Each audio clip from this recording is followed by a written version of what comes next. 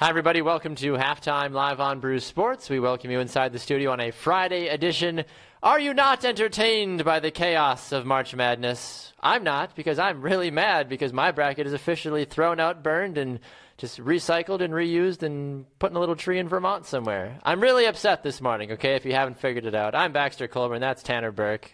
How the heck are you, Tanner Burke? You know, when I saw that Michigan lost, I did chuckle a little bit to myself. I know, I'm sure you did. The people in the room around me questioned why I was laughing, but you laughed to yourself a lot. When I saw that you picked Michigan to go all the way, I laughed then, and I'm laughing now. So, but my champion is still alive. Your champion? Who is your champion again? UNC. UNC. Solely for the reason that Tar it's Heels. been too long since they've won. Hey, you're not in first place it's like either going to Jamie be UNC is, or Kansas right now. Kansas looked scary last night. Yes, they did. Real scary. Yes, they did. But we'll talk about that in a little bit, of course. Whatever you say. Okay. We can do whatever you want to do today. No, this is a team effort. This is not Baxter Colburn Sports. This is Baxter and Tanner Sports. Well, you know, LeBron plays for the Cavs, and that's technically a team effort, but nobody cares about anybody else in the Cavs. That's true. You're not wrong about that. I care about you, though, and that's all that matters in this situation is that I do care about you. Well, I'm sure you do. I do. I promise I do. Right. Well, we've got a good show in store for you folks today, regardless if you care about Tanner or I. We're going to be joined in our second segment for a little mini baseball roundtable by Jessica Kleinschmidt and Brennan Mense. We're going to dive into some of the hot topics leading into this upcoming Major League Baseball season in just a little bit with them. We're also going to talk about the NCAA tournament, the craziness. I'm calling it the bitter 16 instead of the sweet 16 because I'm bitter. Wow. Very bitter. Nice. See what I did there? Good job. Came up with that all by myself. You're a pretty clever guy. I do what I can. That's why they pay me the big bucks. And plus, we'll get to the NFL rule changes, color rush uniforms, and Mean Joe Green saying some Mean Joe Green things. But before we do all that, a reminder to go check out our website, brewsportsnet.com. Follow us on the social media platforms. Brew Sports here on Facebook, of course, at BrewSportsNet on Facebook and Twitter and Instagram as well. Yeah. At Baxter Colburn. And at Banner Turk. All right, Banner Turk. Friday flight time, frothy Friday, flippity floppity, bippity boppity boo. Friday flight time, where we talk about some of the hot sports stories that are flighting us about or that make us want to drink just a little bit. I'm going to lead off with today just because I want to talk about your favorite team. Oh, boy. Okay. The New England Patriots. Oh. The New England Patriots are considering re-signing Darrelle Revis. They're considering bringing the island back to Foxborough. Well, your thoughts about that? Here's the deal. We talked about this the other day. I think Revis is past his prime. I don't know how much he really has to offer. And if the Patriots are really trying to fix their secondary, I don't think Darrelle Revis is going to be their solution. Interesting. But he's certainly not going to hurt them. That's the thing. He's one of those players that he's old, but you still would take him on your team. I would take him, of course. I would like for the Bills to at least take a look at him, but I mean, I would understand why Revis would have a soft spot for the Patriots, aside from the fact that they're probably the favorite to win the Super Bowl again. Hey, man wants another ring. You can't make fun of him for that and call him Kevin Durant, maybe. I would say the Patriots are probably his home team at this point. I Makes don't sense think the Jets to me. could really care. If you look at the secondary for the Patriots, if this deal does happen, you've got Revis, Stephon Gilmore, and Malcolm Butler. Is that the best secondary in the NFL right now? No, because I strongly dislike Stephon Gilmore. He's a bag of disappointment.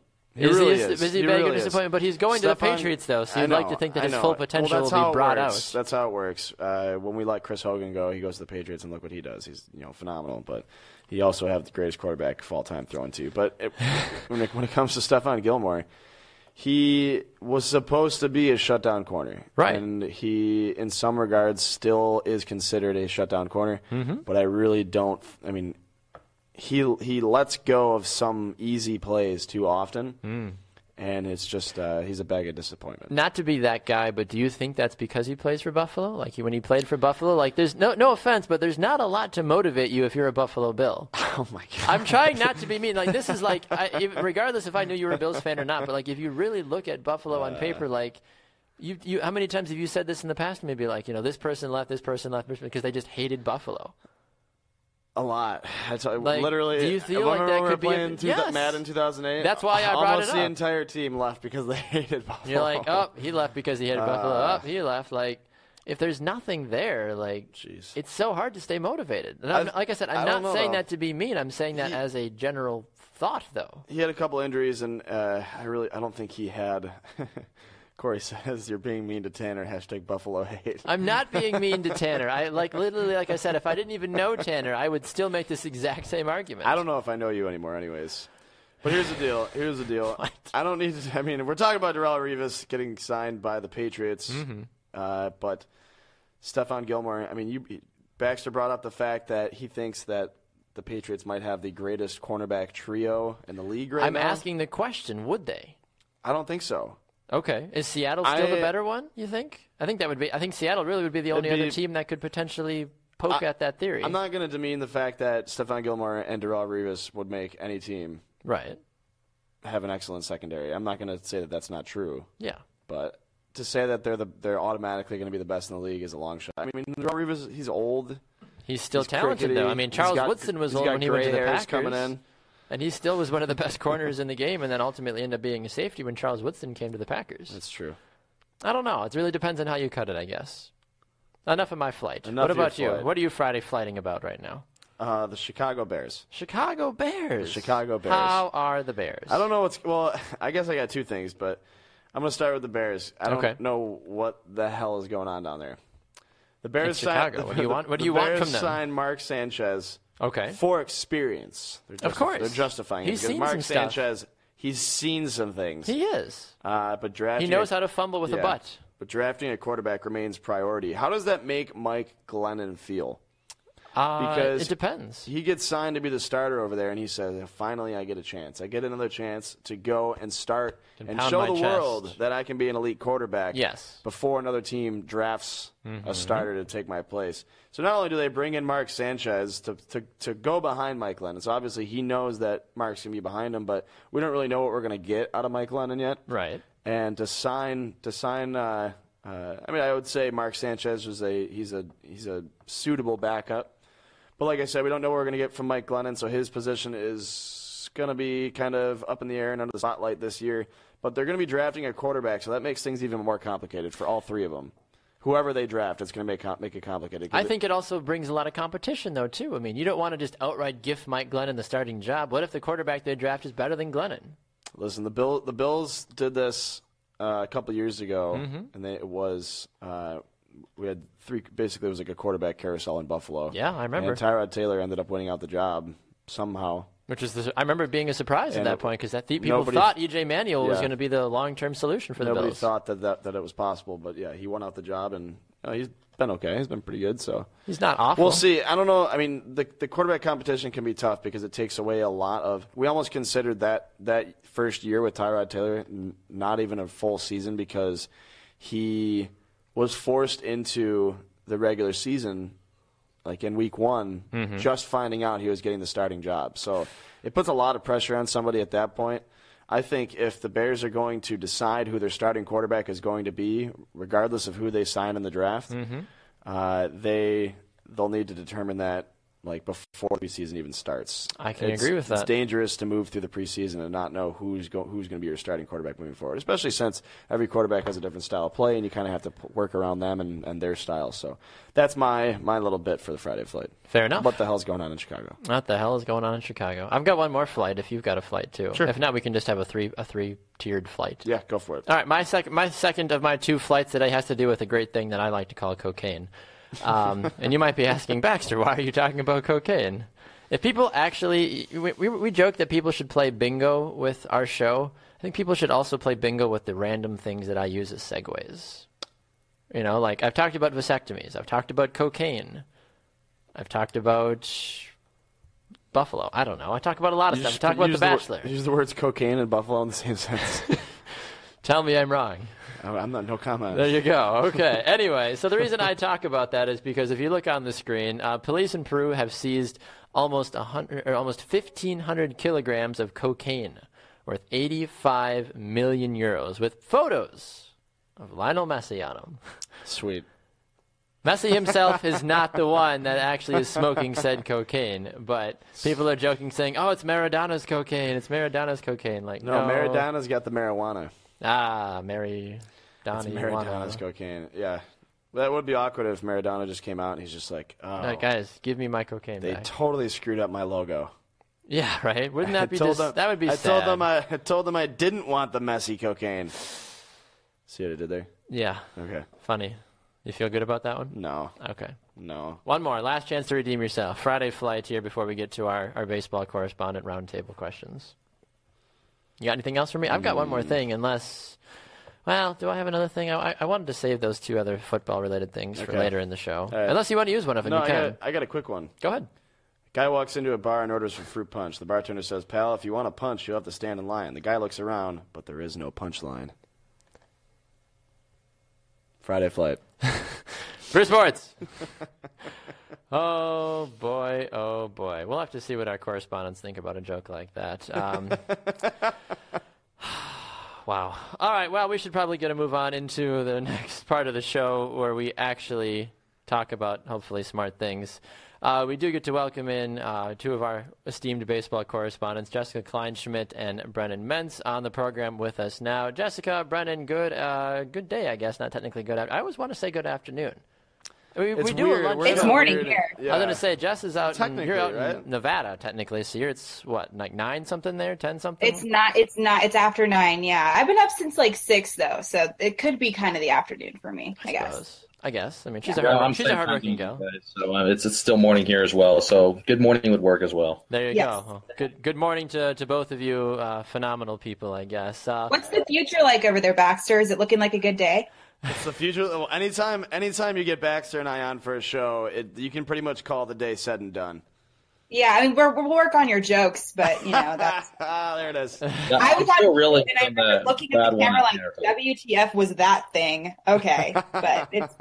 I wish we had like a way to record what our correspondents do, like while we're still talking, because we were talking yesterday about Johnny Manziel and all the different kinds of stuff, and Christian Heimel was literally like on the floor because he was just like, "What in the world are you guys doing?" Like that I think would be something that we should find a way to put together and release at some point. we are basically a dumpster fire. Basically, In a good way, a controlled dumpster way, fire. In the best, That's the best way to possible. describe Johnny Manziel too, so it works. Yes, there you go. Everybody exactly. wins in that regards. Well, the reason Exactly. we've got Jess, you, and Brendan on today is to have a little bit of a roundtable discussion. Of course, Major League Baseball spring training is heating up. The World Baseball Classic just finished as well too. But opening day is just a few short weeks away. People are getting excited.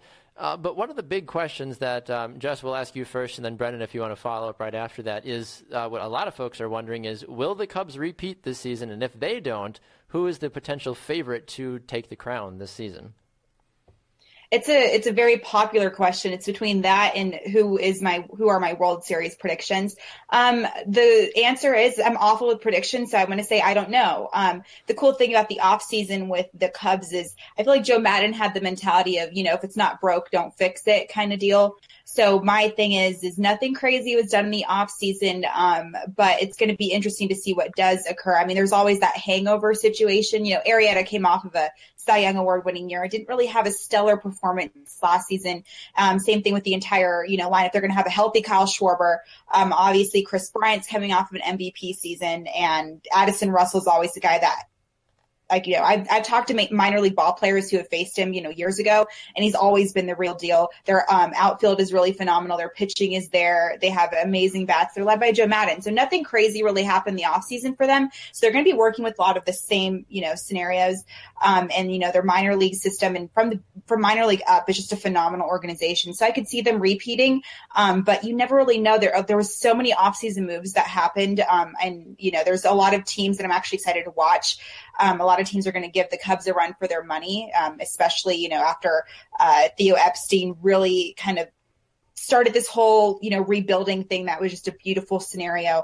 Some of the biggest bats in baseball play for that team. So it'll be interesting to see. So I guess the question is still a question for me. It's really difficult for me to say, oh yeah, they're just going to dominate, because there's so many other teams out there. So it's kind of a wait and see scenario for me.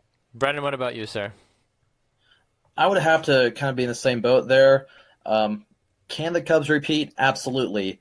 At the same time, it's still very, very tough to be a repeat World Series winner. We have not seen one since the Yankees in the early 2000s. So I'd have to say that just by the law of averages that no, they're not going to repeat. But as Jessica mentioned, they're bringing back virtually everyone. And also in the offseason, in a big trade with the Kansas City Royals, they add a closer, Wade Davis, who, when healthy, is unquestionably one of the best relievers in at Major League Baseball. And so, yes, they lose Aroldis Chapman to free agency, but really the one parallel move there, other than that, they lose bench players, Jorge Soler, who the Cubs traded for Wade Davis in addition, right. Also David Ross to retirement, which that's going to be a big loss in the clubhouse, but from an on-field production standpoint, I don't think it hurts the Cubs at that point. And then, of course, Kyle Schwarber presumably will have a full season ahead of him. That has to be a scary thought for the National League this year.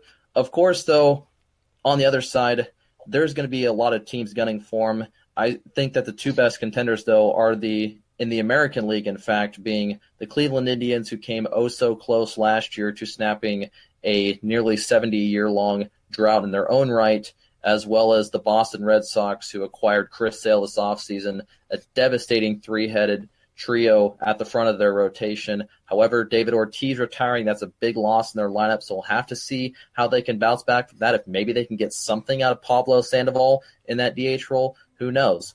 But it's definitely, I'd say those are the three teams right now to watch as favorites for the 2017 World Series. And I think they both make a lot of really good points too, Tanner. I mean, my main thought with a lot of this is that we know how long baseball is. This isn't the NFL. We've had this conversation before as well, too. It's easier to an extent to repeat in the NFL because you only have to win, 19 games, I guess, if you win all the way through. Where for baseball, I can't even imagine trying to go that far and try to repeat again. Like, yes, can it be done? Of course, if you've got the depth, if the whole thing of if we stay healthy. But trying to realistically say, is this Cubs team potentially better than teams we've seen in the past, like you guys were talking about with the Yankees as well, too? I don't necessarily know. They're a very young, talented team, but repeat seems like a strong word to use right now. Yeah. Well, and even I think losing Dexter Fowler may be a little bit more detrimental than they're putting the light on. I don't think it's going to, determine the entire season, but I think that's definitely going to probably a fourth way through the season, they're going to kind of stop and say, man, we wish we missed that guy. But I don't think it's going to be the end all scenario. But a lot of Cubs fans definitely feel that losing him could be a little bit more of an intense scenario than they may want to put spotlight on. And you make a good point as well in that regard, because the Cubs, especially with Fowler gone, they have a lot of corner outfielders as well. So finding someone to play center, Albert Almora, probably the logical maybe not logical, but the best solution in center field based on what they have. So you're right. That may be a situation where they just kind of have a hole in center field and at the top of that lineup as well. And we'll have to figure something out, I guess. Right. Well, you guys definitely make some great points about a lot of that, in all honesty. I mean, we'll have to certainly keep an eye out for a lot of those things as we continue to move forward. One of the other questions we want to talk about on our roundtable, as we're talking with Jessica Kleinschmidt and Brennan Mense here on Halftime, is a question that we talk about in general, and we've been hearing people trying to make rule changes as a whole. Is the game of baseball too slow? It doesn't need to be speeded up. How do we keep people engaged? That's stupid. Jessica apparently is hot and ready to get after this, so Jess, we'll go for you first. What do you think about this? Don't ruin a game. So I understand where people are coming from. I do know where Rob Manfred's coming from, bringing, kind of new faces into it. And I'm super romantic and Nicholas Sparks about baseball. And I don't think there are that many of us left in the world. I really am. And I just don't like how you're screwing with the game that's, just an old school game. I kind of want to go back to the old school. I personally don't mind steroids. I don't think it's a big deal, whatever. You just shoot up and give me a home run show. I really don't care. But my scenario is how much can you really mess with the pace of play? I mean, it's one of the few games that doesn't have a clock involved, so you can't really shed any sort of minutes off of it. And I don't think it's slow, but I do understand where Rob Manfred's coming from, bringing more people into it. He wants to bring betting back, which I think is fine, and to introduce more fans to it. But at the same time, you bring certain people, and this is just a personal scenario. I try to drag as many of my non-baseball fan friends into a game with me, and they just complain the entire time. And it's the game's so long. If you look at a college football game, it's no different. College football games actually last longer over the last 3 seasons. Trust me, I did the research because it was pissing me off, the amount of people that were saying that baseball's so slow. And it's no different. And then even after the latest National Football Championship, people were like, oh my gosh, that game lasted forever. And I'm like, okay, then don't go. It's simple as that, So I don't think that they should mess with the game, but that's just my personal thing. I understand where Manfred's coming from, but just leave it as it is. There's already people complaining about the bat flips and everything like that. quit trying to mess with something that's already kind of okay. I mean, if you don't like the game, don't buy a ticket and don't go. That's as simple as that. The game itself being just a generally slow-paced game in general. The steroid thing we can talk about, that's a whole other discussion, obviously, that has been debated for years.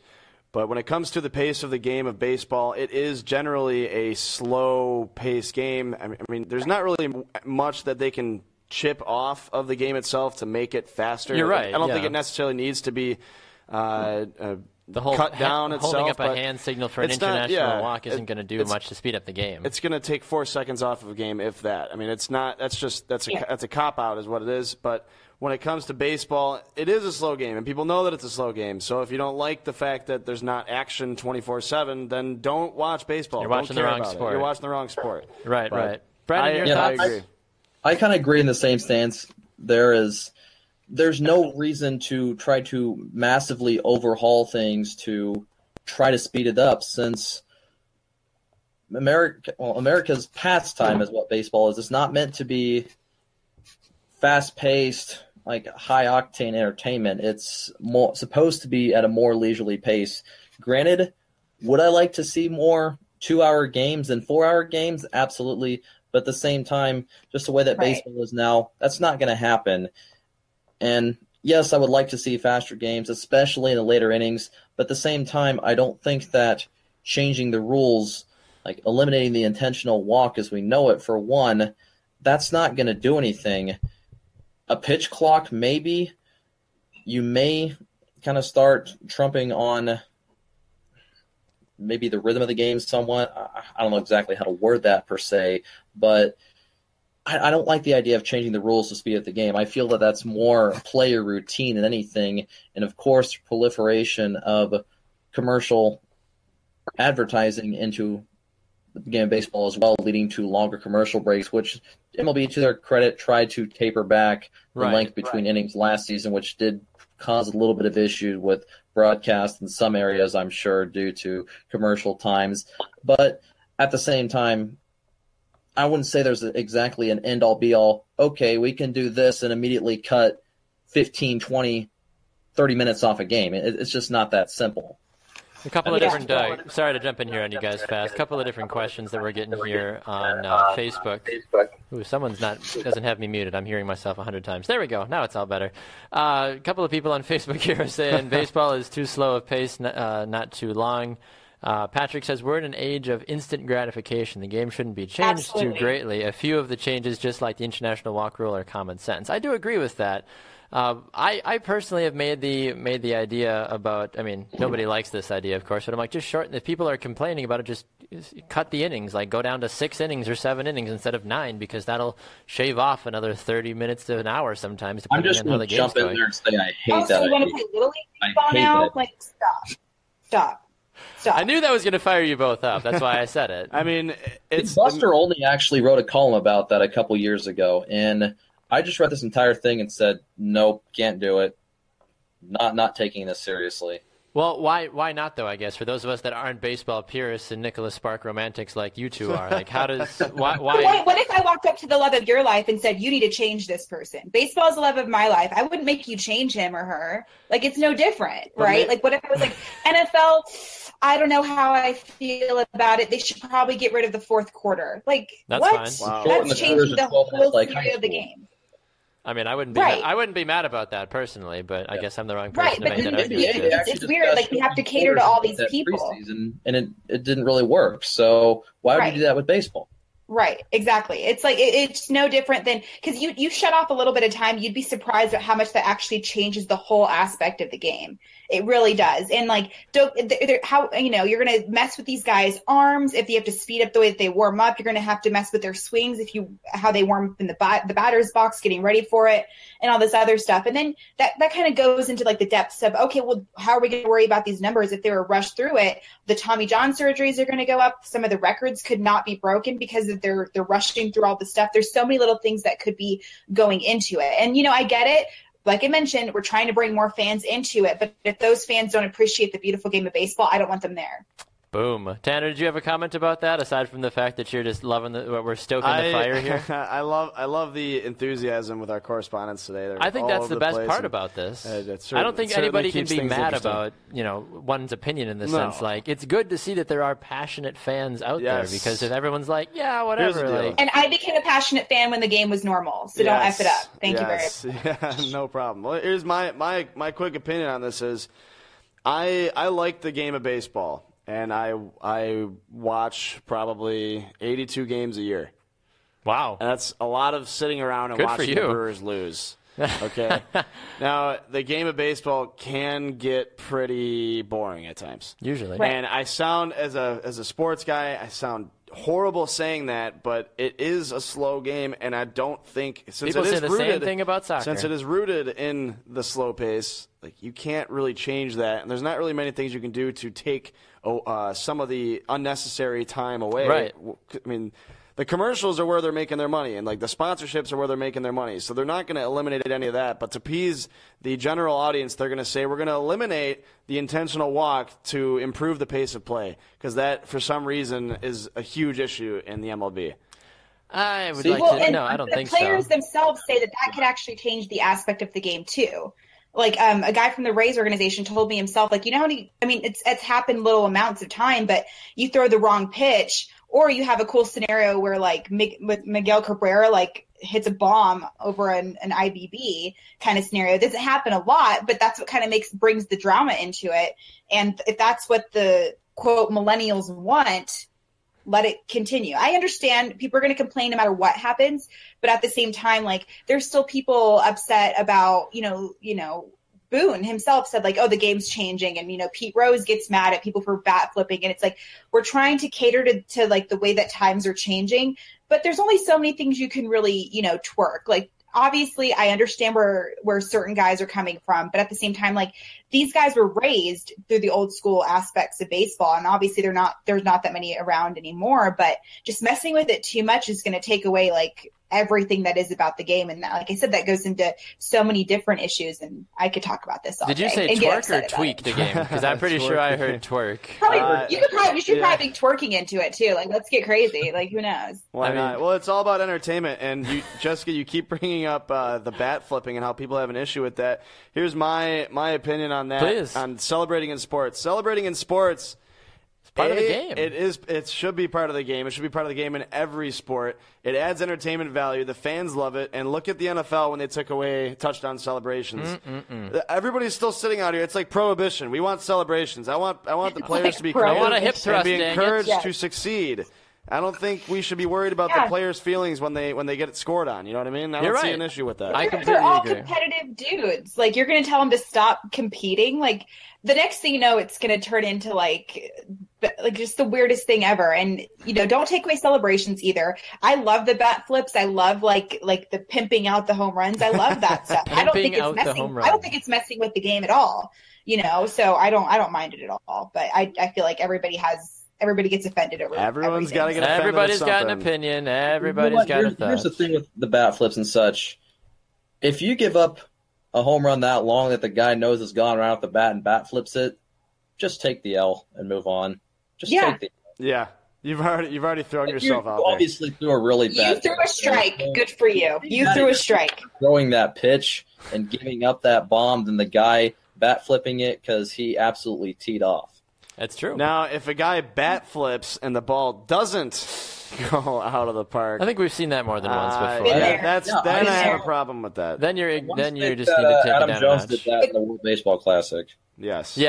Right. A single out of it. Right. That guys who told me, like, they thought they hit a bomb and it was a ground roll double, and the next thing you know, or they hit a double and they kind of have to add a couple more steps to running from first to second, and it happens. That's entertaining.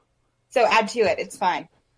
I have one more question. You brought up Adam Jones. He's in the media right now getting some heat from Yadier Molina post-World Baseball Classic. Apparently Adam Jones came out and said that the United States were fueled to beat the Puerto Rican team after apparently what the Puerto Ricans were planning a World Baseball Classic party before the game was even played. Oh, it was announced ahead of time. They're like, hey, we're going to party once we kick the Americans' butt. Yes, and Adam Jones did not take that very kindly. But now Molina's coming out and saying that Jones should apologize for his comments. But why?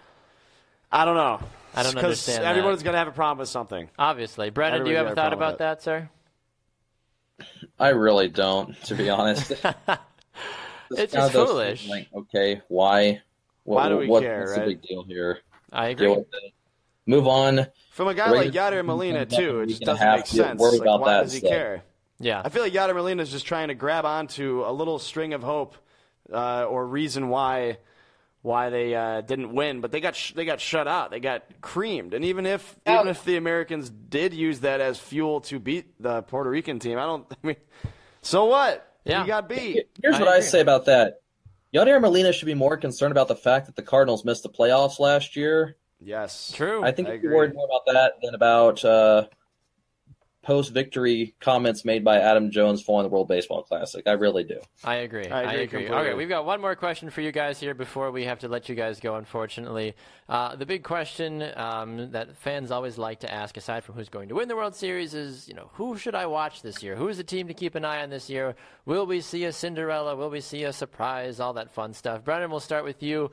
Who are the teams people should be watching this year outside of, the obvious ones, the Cubs and the Indians? Yeah, I made my big three World Series picks there with Cubs, Indians, and Red Sox being probably the three odds-on favorites. If not for Jose Fernandez, I'd probably say the Marlins. So I apologize there. I'll have to throw it out there. I would say probably the Kansas City Royals, quite possibly their last shot with their core of players, Eric Hosmer, Alcides Escobar, Lorenzo Cain, all scheduled to reach free agency following the 2017 season.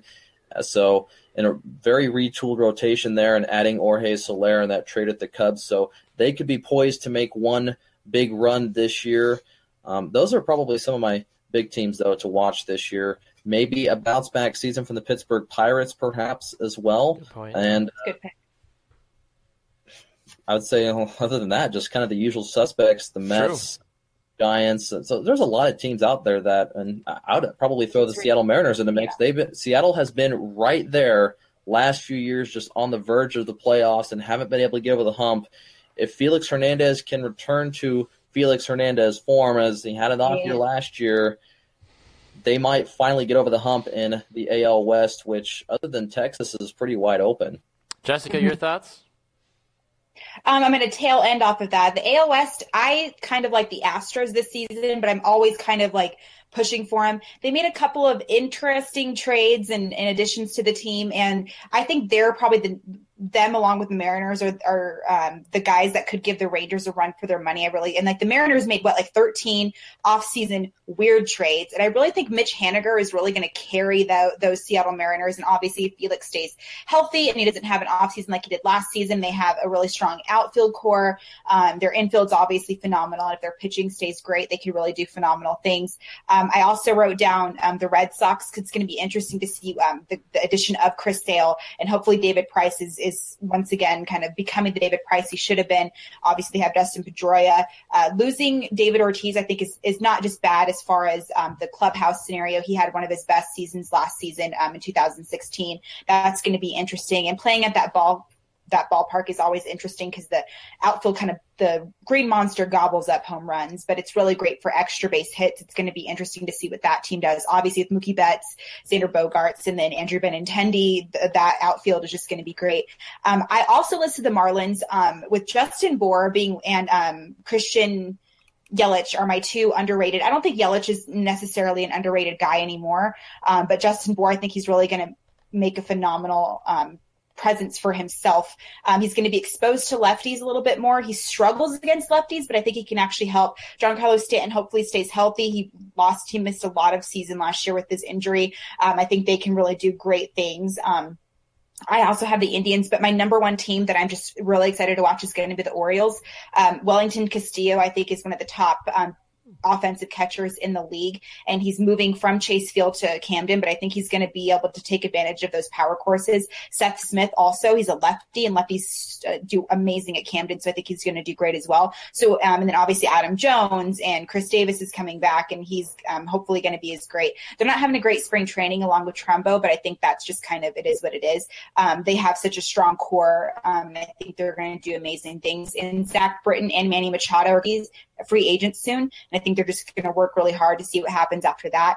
So I think Orioles is probably like my number one, I guess you could say, sleeper pick for the World Series kind of scenario, at least playoff potential. So those are like the main guys that I like to watch. And I like how Brennan mentioned the Royals, because I think if they get their bats together like they should be, they could definitely be a force to be reckoned with as well.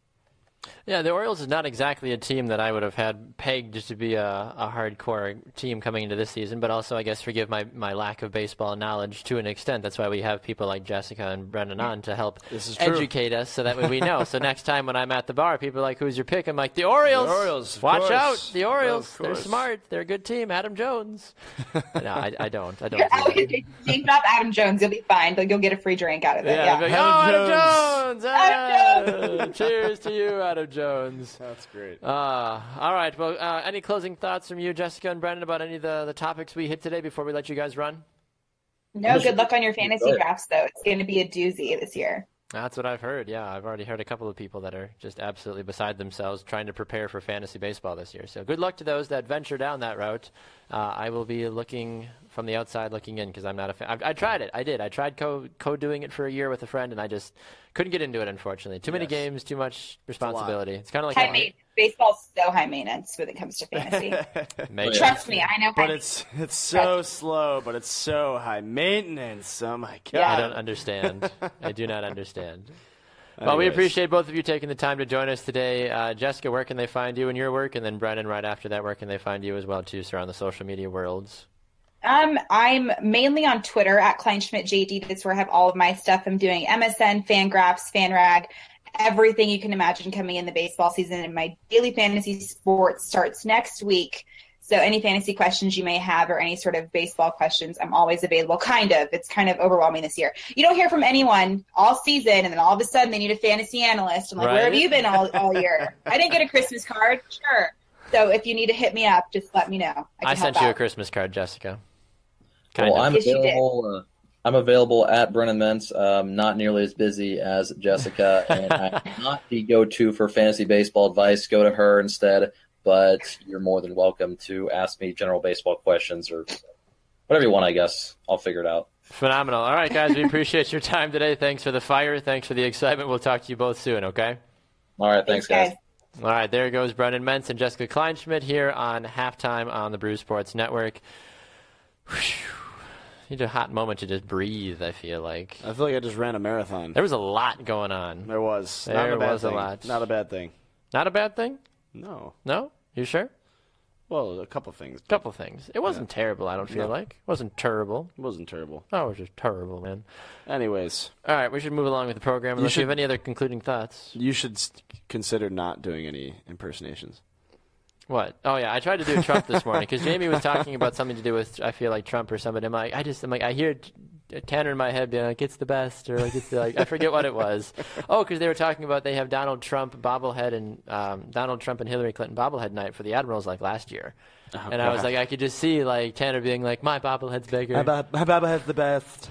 My head's the bobbliest. It's the best way. It's got a lot more bob. Hillary's a crook. Better than anybody else. Yeah. Look at her. She's a crooked Hillary. She bobs to the side. I could totally have seen you doing that. Absolutely. All right. We need to talk about March Madness. We need to talk about the bitter 16, not the sweet 16. The bitter sweet. The bitter sweet. Bitter 16. No, just bitter. Bitter 16. Okay. Bitter, bitter, bitter. People are making fun of us, by the way, on Facebook for not having any beer. What? I don't know what to do with my hands. How strange. I don't have a cider, so I have nothing to drink today, unfortunately. Give me 10 minutes. 10 minutes? Maybe, I don't know. Where are you going? I don't know. You can't just... No, I'm not just going to leave. I'm not going to leave. I'm saying maybe I'll have one. If you've got like a golden amber or something, I would drink that, but I can't deal with the like... Do I look like a wizard? Yes. You're a wizard. You're a wizard, Tanner. I can believe that. I'm on board with that. All right. Should we talk about some of the questions fast? Because people were asking and throwing comments. Yeah. I don't want to pretend There's like we some don't good care about the comments There's because some we good really comments do. up there. Let's see. What do you see here? Hashtag no beer for Tanner. That's yeah. Patrick says, Brew Sports production team, like the new graphics. Yeah, they're pretty Thank you, sweet. Patrick. Appreciate They're it. pretty sweet. David says, should the 2016 World Series win the Emmy for Best Drama? I believe it was very dramatic. I was going to ask that question to our correspondents, but Lord have mercy. We need to somehow find a way to fly Jessica out here someday, just because I feel like she just got so much to say. She does. I love it. She's fired up. Like, as soon as you saw, like, her mood just switch as soon as I was like, I think the game should be shorter with less innings. She's like, all right, shut up and listen to me here. I love it. And that's great. I'm glad. Like, when people insult, like, but I'm the worst, though, because when people are like, well, what if we decided to, cut off the fourth quarter of an NFL game? I'm like, good, do it. Do it. I already think NFL games are too long. I'd be more than fine with that. I'm not about that. I'm not about that life. The fourth quarter, maybe don't axe the entire fourth quarter. Here's my deal with any sports event. 3 hours. You can be a little below and a little after, but 3 hours needs to be your median. When you start getting into 4-5 hour games, that's a problem. Way too much. That's why I never stay up The NFL late. hovers right around 3 hours. Well, they have to. They have to. That's what I'm saying. So, like, I'm totally fine with that. Yeah, I don't mind it. They already are. The NFL already is considering taking out multiple commercial breaks. They so are. the NFL Speed it up just a will little be bit more. Sped up a little bit. Well, I mean, it is frustrating when you do the opening kickoff and the receiving team gets the ball and then you go right to commercial again. It's like, what the? Why did I bother rushing back from the? Why did I bother rushing back from the bathroom? It makes no sense to me. Well, yeah, you might as well be. If you're 20 minutes late for kickoff, you'd still catch the first play of the game. It's true. It is absolutely true. So, Tom okay. says a little fat tire always works. I do. Fat I haven't tire. had a fat tire in a long time, honestly. That's good. All right, let's talk about it with everybody here about the NCAA tournament. How's your bracket doing? My bracket is 2 of my 4 final teams have been out. That's why I'm bitter today, because Michigan and Virginia are both out. I should have known better. If a team like Virginia that can't even score more than 39 points in a game is just a team I shouldn't have put a lot of stock in. But, I was like, this is the year. This is the year. The Cavaliers. I would know. I know all things about the sports. I only have one of my Final Four remaining, and it's my champion. So The champion! let me see how many Champions of League. my Elite Eight do I got. I shouldn't promote this. 1, I have 2, 3, 4. Okay. I have 1. 4, 5, 4. I have 2 currently, I have 4. just because I need to see. Awful. I mean, I'm good as long Five. Oh, I have as 5. as long as UNC and UCLA win tonight. I'm good with I'll have an entire side of. I'll have the South literally perfect, and I will be okay with that. I'll be fine with being a 100%, a 4th perfect. Yeah. Aside from that, I was almost perfect on the Midwest, and then Michigan had to go and start causing issues once they lost. March Madness every year just makes me realize how little I know about college basketball. Well, that's the thing. Everybody is I mean, like, you oh my can't- gosh. Nobody predicted Xavier to do what they're doing. No, absolutely I not. love it though because I'm a Is big Xavier East guy, Cinderella? so- I asked this on the morning show, and Jamie kind of gave me an answer, but I wanted to get your answer. Is Xavier Cinderella? They're the 11th seed. They have pounded most of the people they have had to No, play. I don't think they are because I think they were overseeded. Who's Cinderella then right now? We don't Is have it one. Wisconsin? No. Is it Florida? Because no one's talking about the Gators. Is it South I Carolina? don't think we have a Cinderella. I think South Carolina was because nobody was expecting them to beat Duke. I think had West Virginia won last night, I think they could have been Cinderella, Okay. in my personal opinion. Or Purdue. If Purdue had won last night, I would have put them as a Cinderella. But a lot of people have, not a lot, but people I know have picked Purdue to win. I'll give you this. I've liked Xavier's chances all year. They played very well in the Big East, and Sure. they play hard. I think they were underseeded or overseeded. Would it be? I think it's underseeded is the word is what you're looking Yeah. for. Yeah. If Xavier beats Gonzaga, then yes, Cinderella. I'm rooting for him now. I need Gonzaga to go to the final. For me, I need them to lose the final, but I need them to go to the final to play Michigan. That's not there. I'm over it. They lost by 1 point. They did. Unbelievable. That's the nature of the beast, though. Are you putting a lot of stock in Oregon? Is Oregon have what it takes to beat Kansas right now? No. I don't think they do. No. I think Kansas is scary good right now. Let me just read you the scores from the tournament from Kansas so far. 100-62.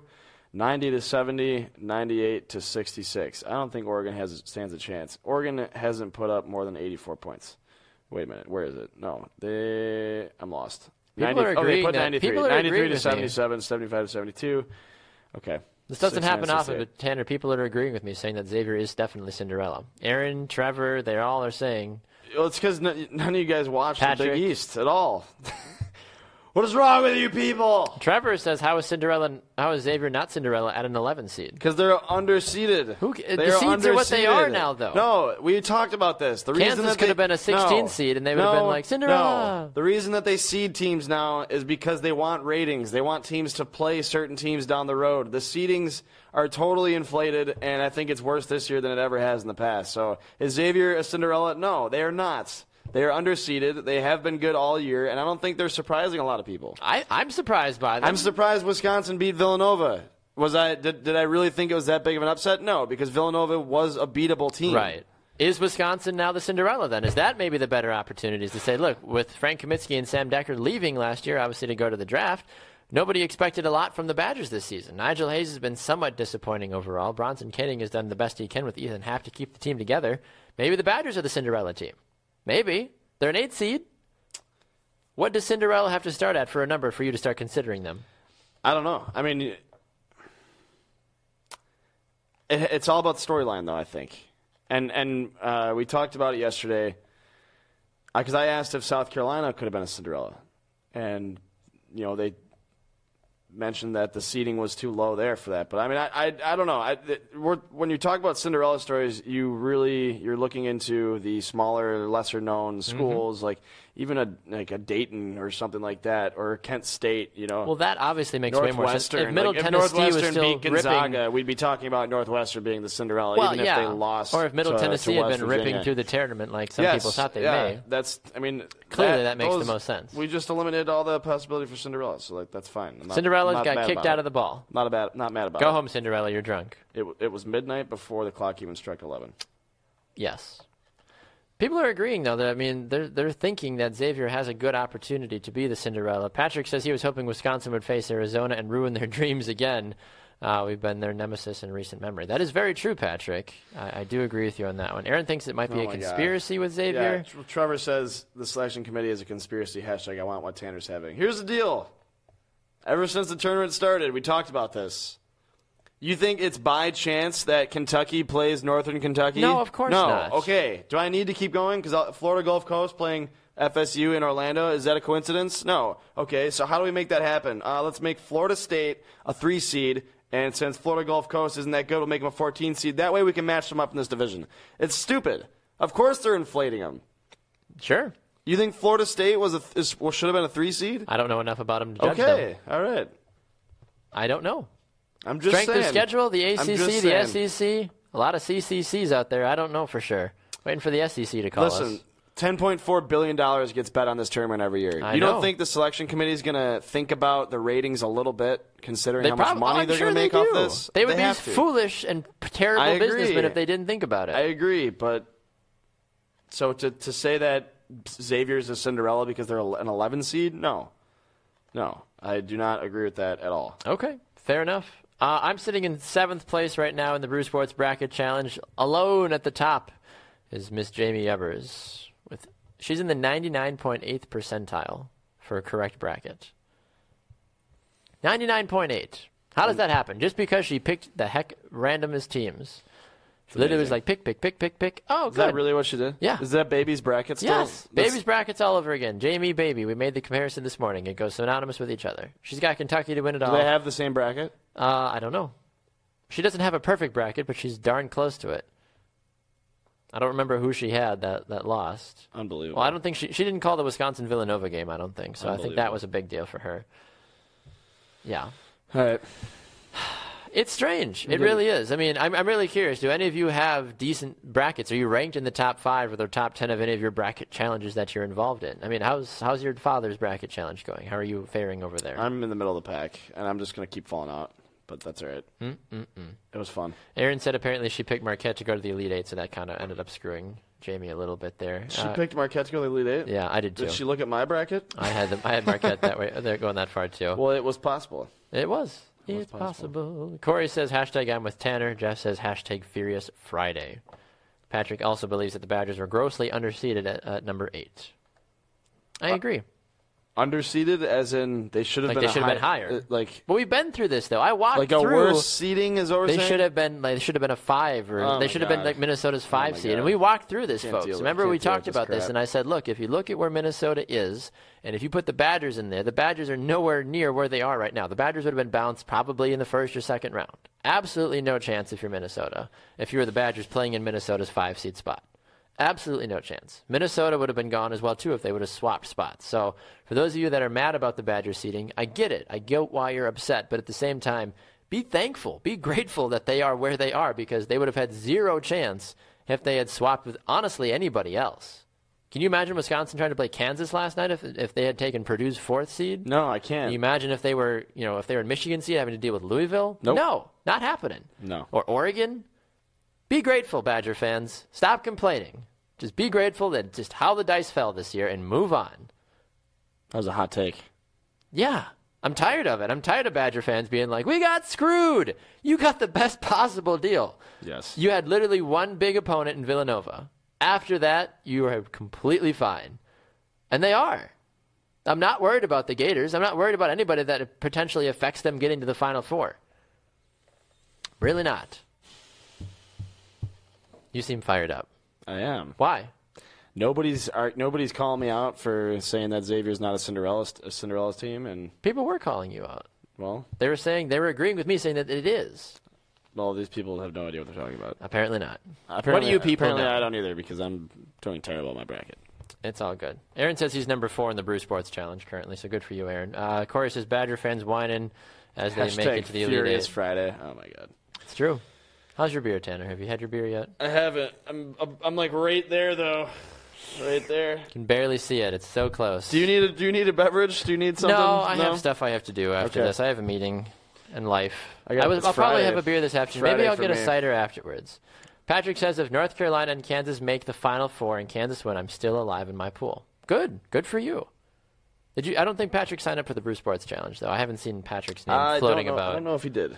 He's running his own tournament. Ah, Patrick. Wheeling and dealing. Wheeling and dealing. Call him Fast Pat. It's Bitcoin. 16 billion in Bitcoin. All right, what else we got? Let's see if anybody picked. There's only somebody has Florida to win. Somebody has Michigan, or somebody has Wisconsin to win, but a lot of Kansas, a lot of Kentuckys, a couple UCLAs, a couple Gonzagas. That's pretty much the key across the board here for those that are in the Brew Sports Bracket Challenge. Yeah. But yeah, one Wisconsin, two UCLAs, one Florida. Everybody else is Kansas, Kentucky, or Gonzaga. Which I don't blame you for. Like, it's hard. It's really hard to look at the NFL playoffs and look at the Patriots and be like, no, I think I'm going to pick the Ravens this year. Yeah. Like, it's very difficult to get. And I get that. But at the same time, when it does happen, of course, you look like a genius. And everyone's like, this guy. Called it. You can trust him. Smart. He looks like a guy I can trust. That's not the deal, though. No. Okay. NFL? Sure, why not? Rule changes? Rules. Going back into it. Rules. All right, what do you got for me? Back at it, apparently. So, you know about the Color Rush uniforms, correct? You've heard about these beautiful specimens. One. Do you really? I own one. Yeah. Oh, that's right. You brought in your Tyrod Taylor one. Keep talking. So the Washington Redskins are making a plea here, if you can kind of check out the article here from Fox Sports. They were given an all-yellow Color Rush uniform, but they have opted out to wear them. They've said, better not. We're going to pick something else altogether to wear. A little surprising. I mean, when you really look at it, they're like, it's honestly not that great. And Tanner, you and I have talked about this off-air in the regards of like, hey, why in the wide world of sports do we care that, like Color Rush uniforms are so strange? Like, as a Packer fan, why did we get a Color Rush uniform that's white? I'm not rushing any color. I'm really the Packers ones are basically the same ones as your away jerseys. I literally was like, we maybe took out a couple slivers of color. Here's my shtick with the Color Rush jerseys. Okay. Shtick me up here. This is the NFL's one opportunity to do something out of the norm. Yes, to get cheeky with it. everyone talks about how they love what the college teams do with their jerseys. Of course. I mean, look at Oregon. Oregon's jerseys are amazing. They're sick. And they sell a lot of them. They do. So here's the deal. And I don't know how they mess this up. But the color rush is a brilliant idea. It gives the NFL a chance to step outside of the box and do something that any team, even the Packers are a perfect example. The Packers and the Steelers will never change their jerseys. They may have an alternate, but they'll always keep the same classic Green Bay Packers, Pittsburgh Steelers jerseys. Always. So this is an opportunity for them to be like, hey, we've been wanting to do something different for a while. Right. Let's boost some jersey sales and throw something new out there. When you throw something out there that's basically a recreation of one of the jerseys you already have, it's just ridiculous. It doesn't make sense to me. I don't disagree with you. That's the big thing. I mean, so looking at the Washington Redskins ones, it looks they're horrendous. Hideous. I would not want to wear that if I was a player. I don't know how you screw that up. I don't know how you screw that up. Well, there's mine. Check it out. Tyrod Taylor. See, this is cool because, red's a Bills color, but we've never had an all red jersey, and I think it's pretty sharp. It looks kind of old school, actually. It does. It looks like a classy old school jersey. I like it a lot. It's pretty sharp. So, I think the Packers could have done a color rush of either a full yellow with green accents or full green with yellow accents. When you go the hard yellow and the hard red, you offend the colorblind people. You're full on hot dog is what you're doing. Well, of course. I mean, that was the thing, though. I forget the two teams that played last year. Was it the Rams and somebody else? The 49ers, I think, played color rush, and they were yellow and red. Yeah. And there was actually the colorblind community was outraged because they couldn't see the players. Well, they couldn't tell distinguish between the teams. They're like, what in the world? What? Thanks, NFL. You just completely turned me off from watching. What's one game?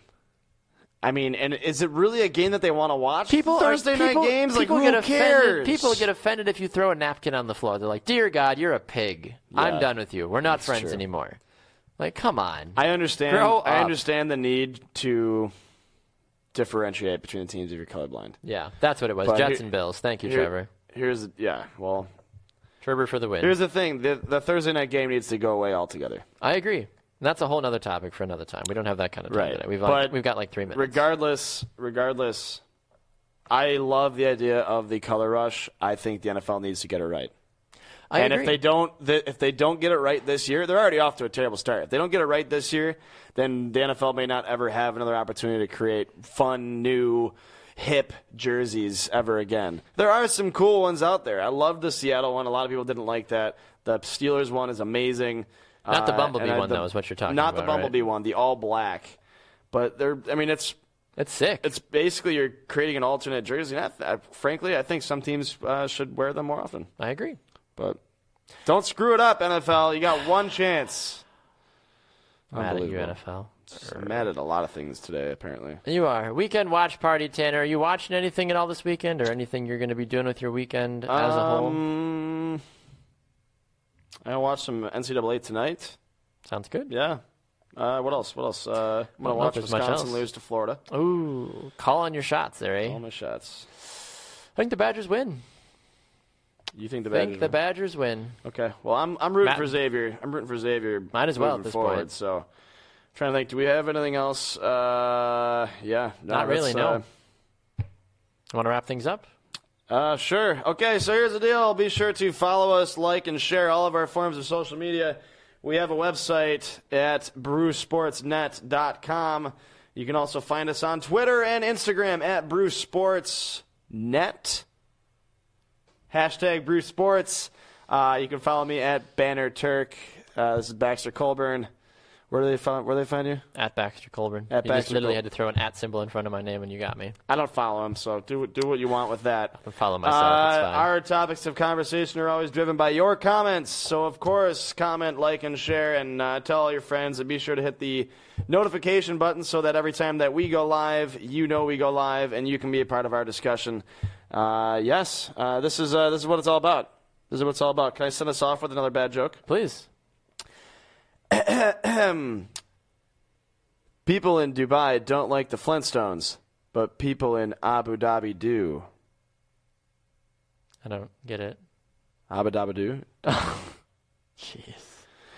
And anyways, I'm Tanner Berg. This is Baxter Colburn. Thanks for watching Halftime. We'll see you on Monday. Have a good rest of your weekend, everybody.